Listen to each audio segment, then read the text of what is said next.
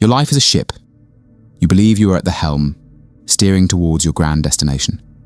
But beneath the surface, silent and unseen, are the anchors. These anchors are not dramatic failures or catastrophic events. They are the small, quiet, harmless habits you perform every single day. They disguise themselves as politeness, as caution, as connection. And while you are busy looking at the horizon, they're holding you in place, silently tethering you to the person you used to be. This isn't about shame. It is about awareness.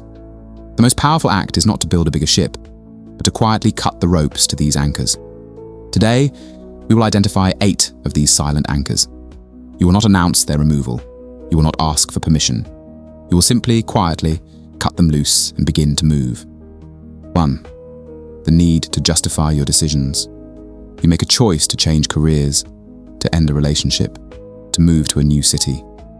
The moment someone asks, why, you feel a powerful urge to launch into a detailed defense. You lay out your entire case, presenting your logic, your feelings, and your spreadsheets as if you were on trial. You believe you are being open and honest, but what the world hears is a lack of conviction. When you over-explain, you're not communicating your decision. You are subconsciously asking for approval. You are inviting the other person to be the judge and jury of your life. You are handing them a red pen and inviting them to mark up your choices. The truly powerful move with a quiet certainty. The great Stoic emperor Marcus Aurelius trained himself to act on his own judgment, not the opinions of others. He understood that a decision, once made with reason, needs no defense, only execution. Next time someone questions your decision, give a simple and brief reason, then stop talking. I'm ready for a new challenge. It was time for a change. This is the right path for me. Let the full stop be the end of the sentence. Quietly eliminate the need for their validation. Let your actions be your argument. 2. The habit of casual complaining. You're stuck in traffic. I can't believe this traffic, you say to a passenger. You get a difficult assignment at work. This is going to be a nightmare, you mutter to a co-worker. It feels harmless, like a small way to build a connection through shared struggle. But you are doing something far more damaging. You are practicing the language of powerlessness. Every time you complain, you are verbally aligning yourself with the problem, not the solution. You are casting yourself as a spectator in your own life, a victim of circumstance. To the outside world, this doesn't create connection. It signals that you are not in command. It reveals your triggers, your annoyances, and your lack of resilience. For 1 week, go on a complaint fast. Whenever you feel the urge to voice a complaint, stop. Acknowledge the feeling internally, and then either focus on a solution or simply accept the reality and move on. Quietly replace the language of the victim with the silence of the strategist. You will be amazed at how much energy you reclaim. 3. Announcing your plans. You have a new, exciting goal. You're going to start a business, learn to code, or finally get in shape. The first thing you want to do is tell everyone. You post about it online. You announce it to your friends. You believe this will create accountability and support. Psychologically, you are sabotaging yourself. Studies show that when you announce a goal and receive positive feedback, your brain gets a premature hit of dopamine, the same chemical reward you would get from actually achieving it. This social reality makes you less motivated to do the hard work required. Strategically, you are alerting your rivals and inviting envy. Not everyone who smiles at your plans is rooting for you. Embody the principle of move in silence. Your grand plans are sacred. Keep them to yourself. Do the work in private. Let your results be the announcement. Quietly trade the cheap satisfaction of talking about your goals for the profound power of achieving them. 4. The reflex of the instant reply. An email arrives. A text message buzzes. Your mind screams, "Respond now." You feel a pressure to reply instantly, believing it shows you are responsible, efficient, and on top of your game. In reality, you're training the world that your time is not your own.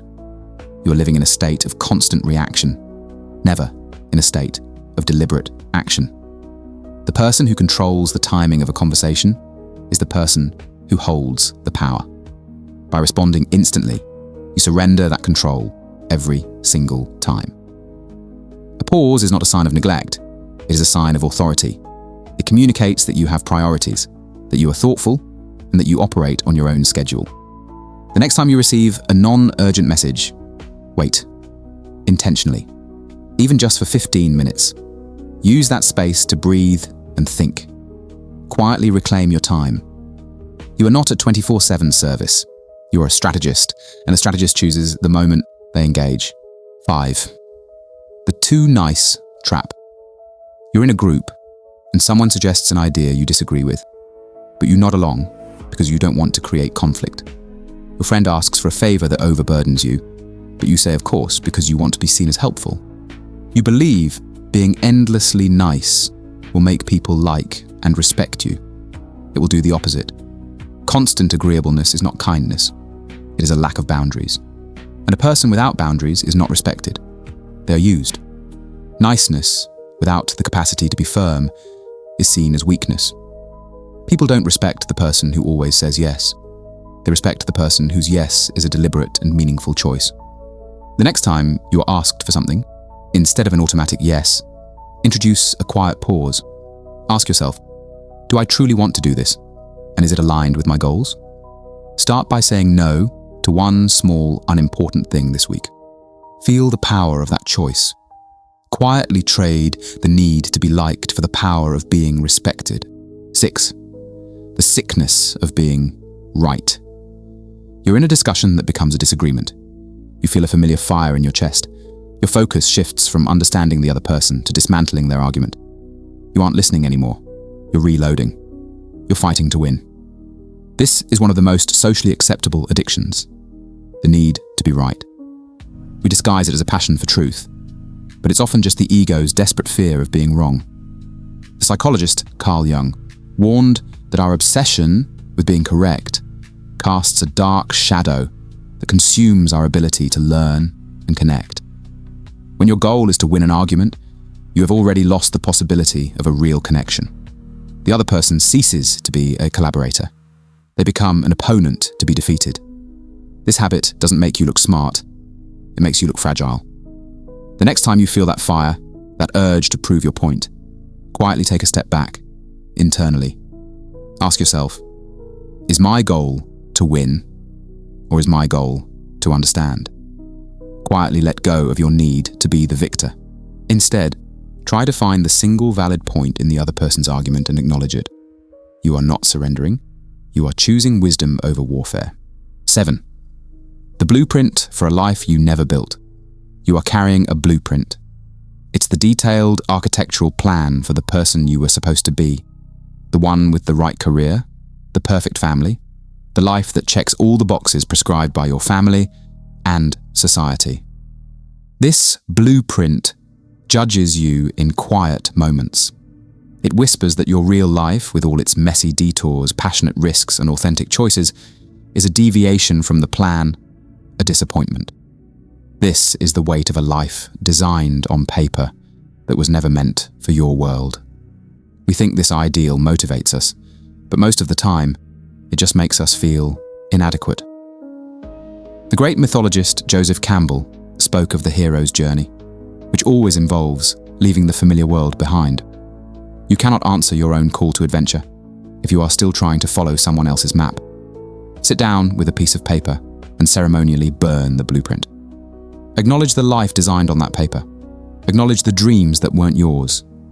And then, as you let it go, choose to pick up your own tools and begin building the one real, beautiful life that is actually yours, one authentic choice at a time. 8. The performance of oversharing. You're with a group of people, and in an effort to connect, you share something deeply personal. A past struggle, a private insecurity, a story of heartbreak. You offer up a piece of your inner world, believing that this vulnerability will build a bridge of trust. But later, you feel a subtle sense of regret, a feeling of being overexposed. You gave away a piece of your story, and you're not sure it was received with the care it deserved. This is a critical misunderstanding of connection. Public spaces, even among friends, are not confessionals. When you overshare, You are not always building a bridge. You are often just providing entertainment. Your pain becomes gossip. Your struggles become a story for others to tell. More importantly, you dissolve your own mystery. Power, respect, and intrigue are built on what you withhold, not just on what you reveal. When your entire life is an open book, people feel they have read you. And once they feel they've read you, they put you on the shelf. Don't announce that you're becoming a more private person. Just do it. Before you share a personal story, ask yourself a quiet question. Has this person earned the right to hear this? Start treating your personal life not as public content, but as a sacred territory. Quietly create a boundary between the person the world gets to see and the person you truly are. Your mystery is a source of power. Stop giving it away for free. We've talked about 8 anchors. The world tells you that growth is about addition. Learning more, doing more, becoming more. But the most profound growth often comes from subtraction. It comes from the quiet, deliberate art of unbecoming everything that isn't truly you. Think of yourself as a sculptor, and your life is a block of marble. Your masterpiece, the strongest, freest, most authentic version of yourself, is already inside. Your job is not to add more to it. Your job is to chip away everything that is not it. Every time you quietly eliminate one of these habits, you are making another cut. You are revealing more of the masterpiece within. This process doesn't require an announcement. It doesn't need applause. It just needs your quiet, consistent action. The most powerful changes are the ones no one sees you make, until one day, all they can see is the result. So, pick one, just one, and quietly, for yourself, make the cut today.